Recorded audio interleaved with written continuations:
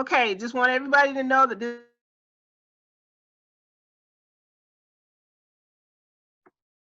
this call will be recorded so that I will be able to put the information back out so everybody that will need the information will be able to get the information.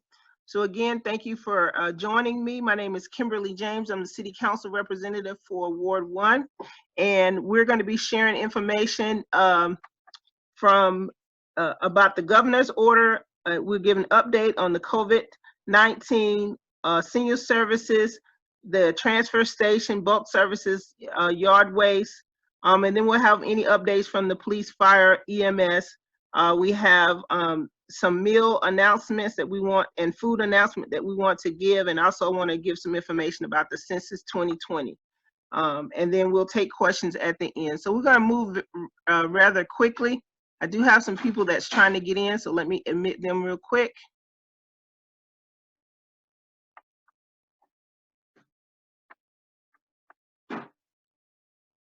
And we're going to turn it over to you, Mr. Mike. Mike Williams is our city attorney.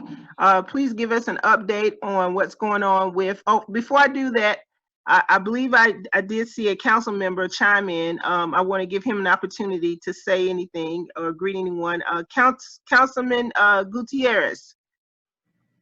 Hey, Councilwoman James, just here listening in. Yeah, hi to everybody. Thank you for tuning in. And yeah, I just appreciate that you're doing this for our community. So thank you. Thank you for all these updates. Oh, no problem. Thank you, Councilman Gutierrez. Okay, Mr. Mike, we're going to turn it over to you, sir.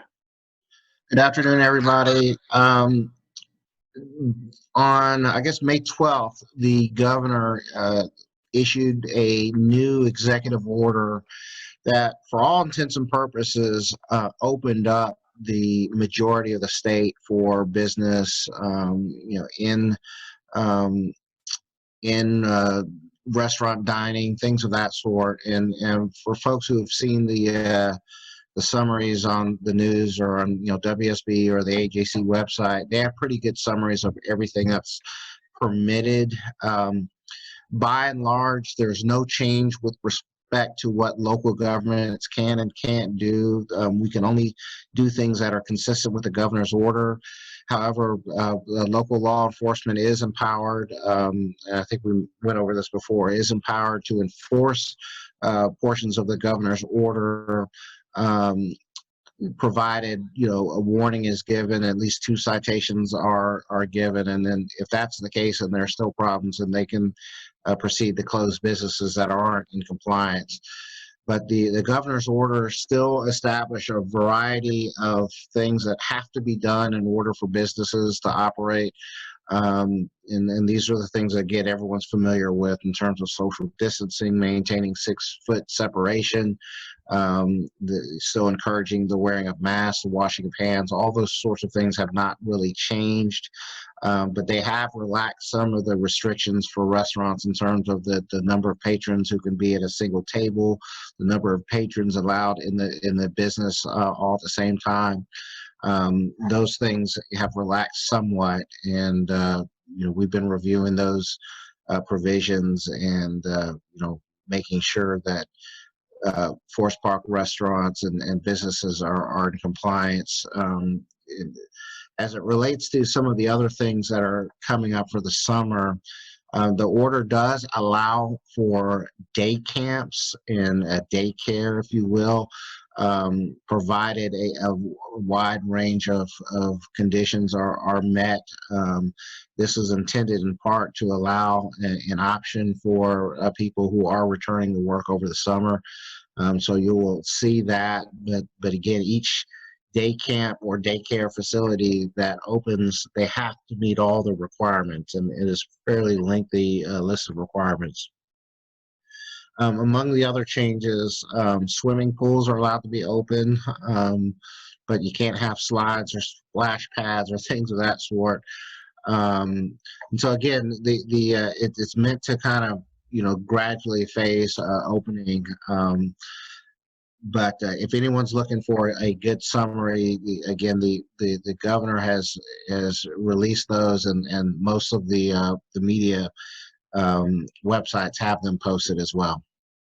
I hope that covers sort of the big picture items, and at the end, I'll be happy to try to answer any questions. Thank you, sir. So we're going to move right along down our agenda. We have Major Turner. He's with the fire department, the EMS department. Major Turner is going to give us some updates on the COVID-19 as it relates to our area. Thank you, Councilwoman James, and good evening, everyone.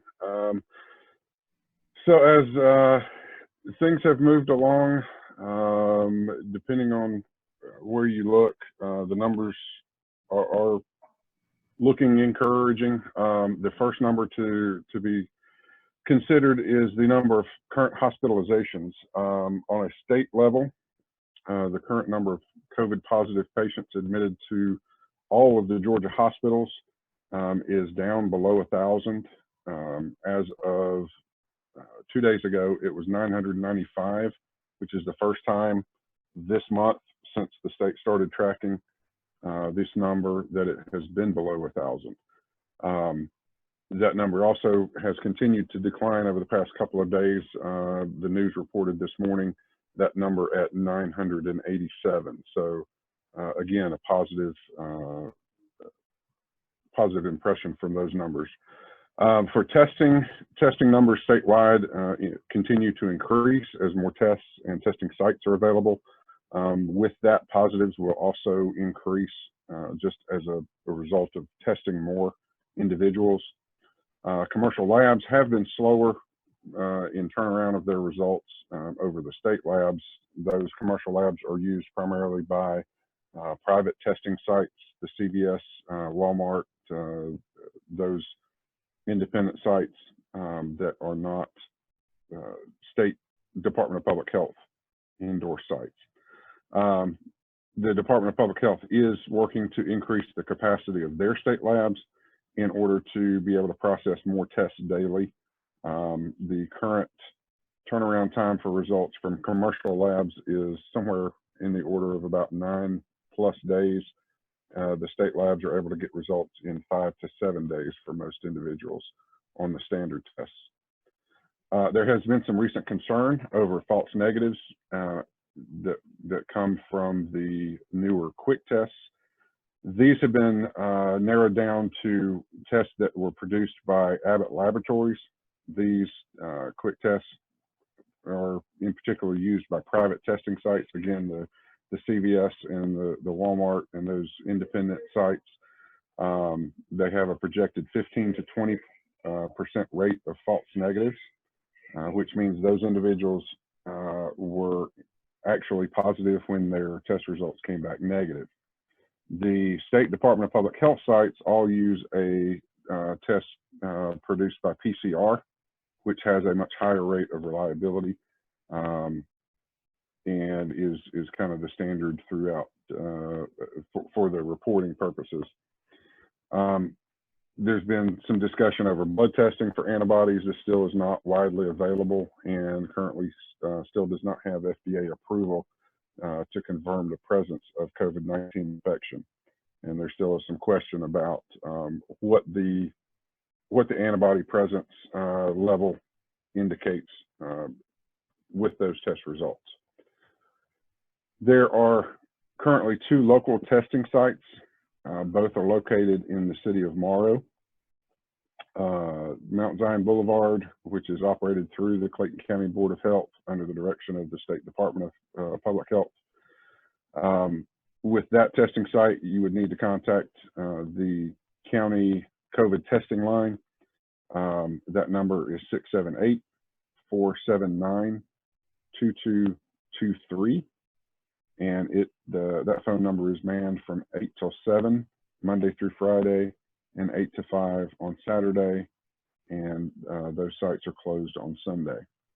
Through that number, you would be screened and scheduled for your swab collection and given a date and time for that. Typically, those are conducted the same day if you are symptomatic or have been exposed to someone who has tested positive. If you are wanting a test and you are not symptomatic, you may end up with a scheduled date that is a day or 2 out from when you call. The second location is on North Lake Drive on the Clayton State campus. It is a parking deck location operated through the Augusta University. There are three means of registering for testing at that site. One is online at augustaexpresscare.org. The other is through a smartphone app, which can be found. The name of the app is AU Health Express Care.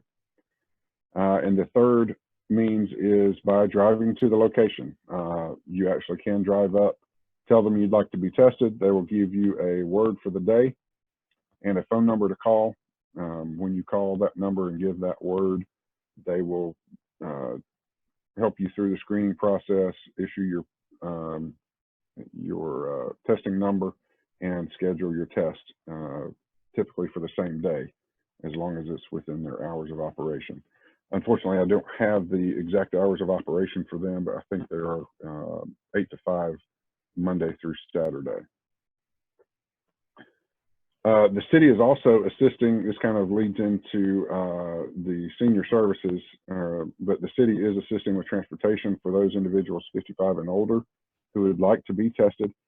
You do have to pre-register through the Clayton County Board of Health or through Augusta University.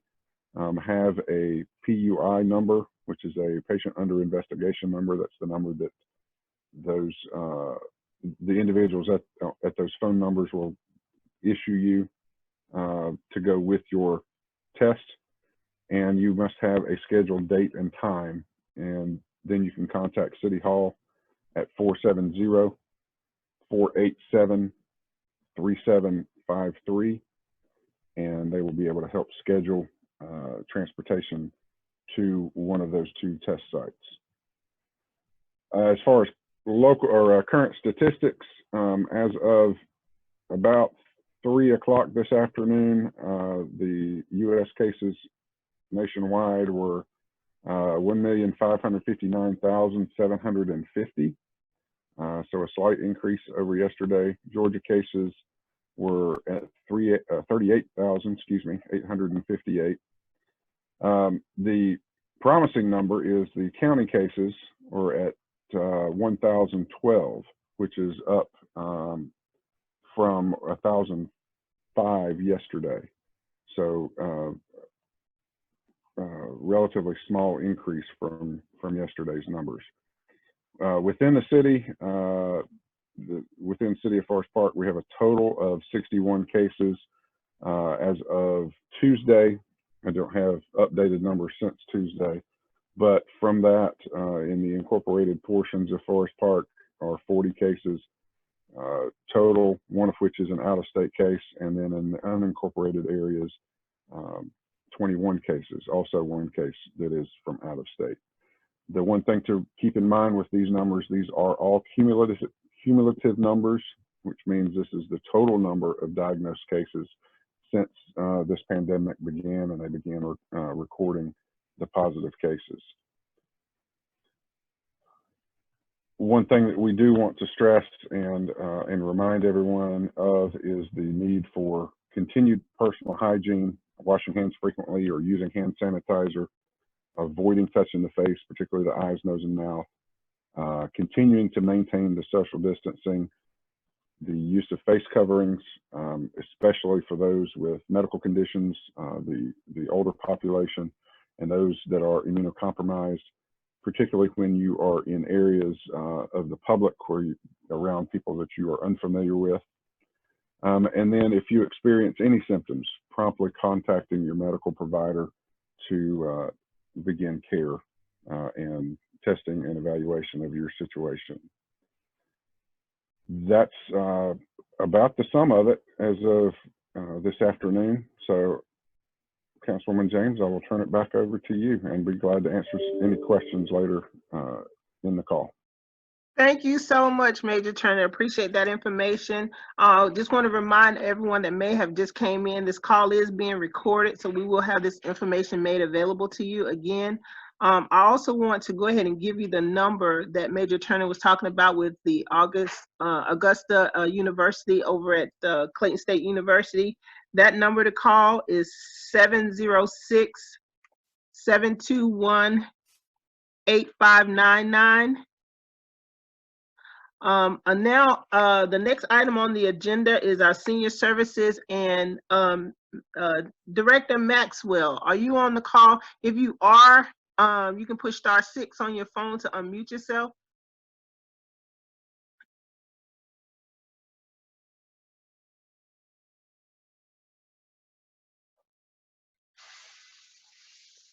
Okay, we're gonna move right along to Interim Director Bobby Jinks. He's gonna give us some information about yard waste, bulk services, etc. Director Jinks? Yes, Councilman James, I appreciate the opportunity. The update as of 3:30 this afternoon, waste management will begin on the north side picking up bulk materials. Of course, it won't be done in one day or 1 week because we've been shut down for so long. But Public Works has 3 crews out working for the past week, and we'll continue until everything is cleaned up. We've picked up all the yard debris and all the furniture and stuff like that on the north side. I do have a 3rd crew that is going back, picking up the trash bags and stuff like that, trying to help waste management out. And as of this morning, we crossed over to the south side and started picking up all the yard debris. So it took us about a week and a half on the north side. So I'm projecting hopefully a week and a half on the south side, but I do know people are putting stuff behind us. We've recorded this, all the streets, and sanitation administration had reviewed them. So it'd be a case-by-case situation on going back on the north side and picking them piles up, since we had it documented that the street was clean on a certain date. And like I say, we'll continue until everything is clean. And the recycling center is open Monday through Saturday from 8 to 12. So if anybody feels free to deliver anything over to the to the recycling center, it is open to the residents. And that's about all I have at this moment. Okay, thank you. And if you have, thank you, Ms. James. If you have any questions, just feel free to ask. Real quick, the address to the transfer station, do you have that? Don't quote me, but it's 327 Lamar Drive. If you go down Cash Memorial and past the police station, when you get to the dead end, it's right there on the right. Okay, Lamar Drive. Okay, perfect. Thank you, sir. Appreciate it. That's okay. No problem. I'll be standing by if anybody has any questions. Thank you. Okay, so next on the agenda, we're going to give any updates from our police department, and then we'll move to our fire and EMS. So Sergeant Flanagan, you can push *6 if you're muted on the call. Yes, ma'am. Good evening, everyone. Councilwoman James, Councilman Gutierrez, thank you for having me. Couple issues in what we call Beat 1, which is Ms. James, Councilwoman James area. We've had some packages stolen off porches. So as people are going back to work, we're still using Amazon and different things like that. We are noticing an increase in those items being stolen. So we suggest that you either, for example, if it's coming and you can stop it, get a neighbor to pick your package up, have your package delivered to someone that you know is at home, have it delivered to your job. Sometimes if you have packages, especially with FedEx or via UPS, you can have them hold them at the station. There are stations, not stations, excuse me, at the facility. So there's a UPS in Forest Park, you can have it held there. There's also a FedEx in Ellenwood, you can have your packages held there. We deployed the speed trailer off Hendricks Drive over the weekend because of complaints of speeding. So that is out. We usually leave the speed trailers out for between 14 and 30 days, just so people can be cognizant of their speed and we can monitor the speeds and different things like that. So again, that has been placed on Hendricks Drive. On May the 13th, we had a double shooting on North Avenue. not going to go into a lot of details, but it was not a random incident. This was not a stranger on stranger incident, and warrants have been obtained for the shooter's arrest. So I can provide more information once he's in custody. Again, that happened on May the 13th, double shooting on North Avenue. Those warrants have been signed, so we are actively looking for that individual. I want to clear up one misconception that we have that's been coming back up in law enforcement. When you call 911, or even if you call our non-emergency number, you don't have to identify yourself. You don't have to meet with the officer. So we've had some calls of some shooting and some different violence over the last couple of weeks, and people are not calling us at the time of the incident because they're afraid of getting involved. So what I want people to know, and if you'll please let people know, you can remain anonymous. So when the dispatcher asks you if you'd like to meet with the officer, just say no. Provide as much information as you can. Always stay as calm as possible when you call 911. But again, we encourage people to call during the incident. I personally received some information the other day of a shooting where a gentleman, well, and I won't call him a gentleman, where a guy was shooting at an apartment complex at a female, and there were kids outside. But they called me 2 days later. There's not much that we can do. Please, please, please call us at the time of the incident. I'll provide you with our non-emergency number, which is 404-366-4141. But if you see somebody being shot at, stabbed, any kind of crime or incident that needs an immediate response, by all means, please call 911 at the time of the incident. So other than that, unless someone has any questions, that's all that I have on behalf of the police department.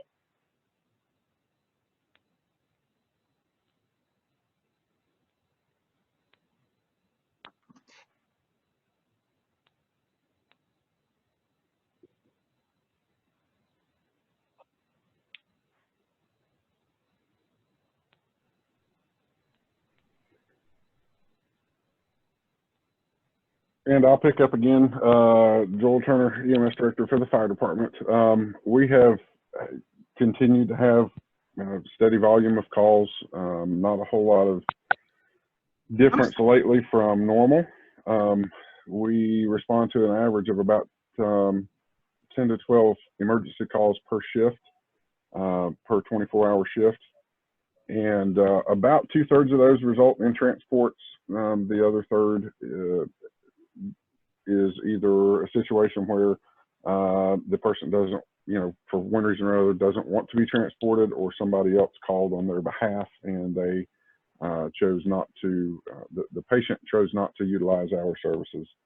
The only significant response that we've had lately, you may have seen on the news, was Saturday afternoon. There was a structure fire at Foxhall Apartments. It directly involved one apartment. The other 7 apartments in that building were affected from smoke and water damage. So all 8 of those families were displaced. They were all placed by Red Cross in with other living arrangements temporarily until their apartment can be cleaned and they are allowed to return to it. The cause of that fire is still under investigation by our city fire marshal. So more information about that may be forthcoming in days and weeks ahead. Other than that, we are here to serve the public, and we are still available at each of the 3 fire stations to provide blood pressure checks from 8 to 5 during the day. Those blood pressure checks, if you have come in the past, are now being done in the apparatus bays instead of inside the buildings. This allows our people to allows you to sit in a more of an outdoor environment, though it is protected. It is under the roof of the building, and but still allows for fresh air movement and the safest environment possible for our people to interact with the public and to still provide that service that we feel is important for the public to have access to. Again, I'll be happy to answer any questions whenever we get to that point. Thank you, Major Turner, and thank you, Sergeant Flanagan. I actually was talking right after Sergeant Flanagan, and I was on mute, so but I appreciate the information. I want to let everybody know that I am putting the phone number, the non-emergency number, and all the other information that's shared on the side. If you're part of our chat, if you have additional questions on that, once we get to the end and you're on the phone, you'll feel free to ask those questions that you have. If you're on video chat, you can put your questions in on the chat down at the bottom. Just hit chat and put your questions in, and we'll put them in. Right now, the next two items that we have on. Councilwoman Jenkins, if I may add one other thing. Yes. As of May 1st, we are in a statewide burn ban. The state of Georgia institutes a burn ban throughout the summer months. It begins May 1st of each year and goes through the end of September in the fall. So we are not issuing burn permits through the summer. So those limbs and leaves that may have collected from recent storms will need to go out to the curb so that waste management and our public works employees can help collect those and clean those up for you. But I want to make sure that everybody is understanding of the fact that we are not issuing those permits because of a statewide burn ban, which will go until the end of September. Okay. I'm going to put that in right quick till end of September.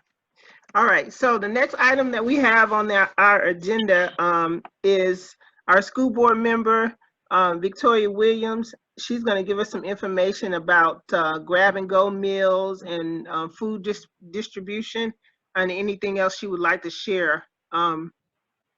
Board member Williams, are you there? Hello. Can you hear me? Yes. Okay. So the official last day of school is tomorrow, May 21st. So the summer meal program will change starting May 26th through July 24th. So in the Forest Park area, you still can get grab-and-go meals from 9 to 12 a.m. at Huey and Forest Park High.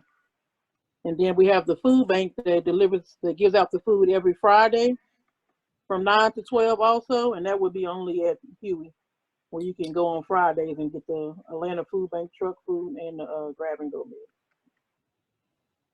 And then we have next Tuesday on May 26th at 3 o'clock at Forest Park Middle School, the Atlanta Food Bank will be passing out meals. Well, not meals, passing out food. First come, first serve. And that's at 930 Finley Drive in Forest Park, Georgia. And then my church is also doing the hot grab-and-go meals on Thursdays from 5 to 6 p.m. at Damascus Church, which is 4589 Jonesboro Road in Forest Park. And if some reason you know some seniors that can't get out and want needed delivered, they can call 404-939-3229 or contact Ms. James, and we'll try to get that delivered to your house. And that is on every Thursday from 5 to 6. And that's all I have. Okay. So do you want me to mention the parade, or you want to mention that for tomorrow at the high school? You can go ahead. So at the high school tomorrow at 12 o'clock at Forest Park High, we're doing I guess like a standstill parade. Maybe some of the staff and the board members will be standing on the sidewalk, and the seniors are going to decorate their cars and drive through at 12 o'clock. So if anybody live in that area that wants to stand by their house or something, maybe with a sign or to congratulate them, can. But other than that, there'll be nobody allowed in the school to get out their cars. So everybody just has to stay in their car and do like a drive-through. And that's it. Okay, thank you, Ms. Williams. I also want to let everybody know that the City of Forest Park, as well as local businesses and community leaders, we are actually getting banners for our seniors as well. So we'll be doing something huge on that. The banners are being printed right now for all of the seniors. We're still collecting donations, so if you would like to contribute to that, you can just reach out to me and I can give you the information on that. And then I also lastly want to mention the Census 2020 before we open it up for questions. It is very important that we participate in the Census 2020. There's a lot of federal funds and money that's available to us based upon our population size. Right now, Clayton County is sitting at 56.9% participated in the census. And just wanted to give you some of the surrounding counties, or a county that kind of touches us and what their numbers are in comparison. So Fayette County, they're at 72.9%. Henry County is at 69%. DeKalb County is at 63.6%. Fulton County is at 60.5%. Spalding County is at 64.8%. So we're kind of lagging behind all those counties that are touching us. We're doing better than some in the state of Georgia, but we want to get our numbers up high. So please encourage your neighbors and friends, and hopefully everybody that's on this call have filled out their Census 2020 and are being counted. So they're still taking information on that. If you have questions about it, you can go to 2020census.gov and get your questions answered. But we need everyone to be counted. Doesn't matter whether you are have your papers, documentation, or you don't. That is not something that is being asked of you. We just want to make sure that for the next 10 years, we'll be able to get the funds that we need for those that live in our county. So keep that in mind. If you don't fill out the census, then for the next 10 years, we will not be able to get money or funds that may be due to our county for that. Okay, so with that said, I believe that is all. I'm gonna ask you if you have any questions to, if you're on the computer, you can put it in the chat box. If you're on the phone, you can push *6 on your phone to unmute your phone. And let me do one other check. Is Maxwell, is Director Maxwell, are you on the call? Okay. All right. Any questions? Yes. I forgot to say the middle school is doing a parade also tomorrow night at 5. Okay. So the high school's at 12 and the middle school is at 5. So it might be traffic in them areas around that time. Okay. Thank you. Okay. Councilman Gutierrez, would you like to say anything in closing? No, everything was covered. I just I appreciate everybody tuning in. I do have a question for you, Councilwoman James. I know this is recorded. How can the people access these meetings? Is there a way that they can do that? Yes, I am going to put the recorded call on YouTube, and I think some kind of way it's gonna go. It's gonna go to Facebook. You know, this is all new to me. I put yeah. So I put the last one out, and it's out there on Facebook. But anybody can contact me and email me if they're having trouble finding it. But that's the plan. We'll see.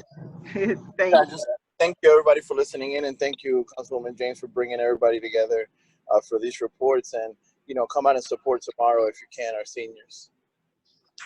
Thank you. I appreciate that. All right. With that said, I want to thank everybody for showing up. I want to thank our city attorney, Mike Williams. I want to thank Major Turner from the EMS and fire department. Thank you to Director Michael Jinks from the Public Works Department, Sergeant Flanagan from the fire department, Victoria Williams from the school board, and everyone that chimed in. Thank you so much. And again, let me just unmute the call just to make sure everybody was able to unmute themselves. Everybody's unmuted. So if you have a question before we close out, let me know. Okay, perfect. All right, I you have guys. one. Yes, Councilman James, yes. that's actually Bobby Jinks, Jinks, interim director of Public Works. Okay, yes, Not sir. Mike. My name's Oh, Bob. oh, did I call you Mike Jinks? I'm Yes, sorry. you did. I'm sorry. I'm sorry. I know your name, Bobby Jinks. Okay, y'all make sure y'all get that. Thank you, sir. I appreciate it. All right, you all have a great evening, and until next time, we'll talk to you later. Bye-bye. Thank you. Good night. Bye.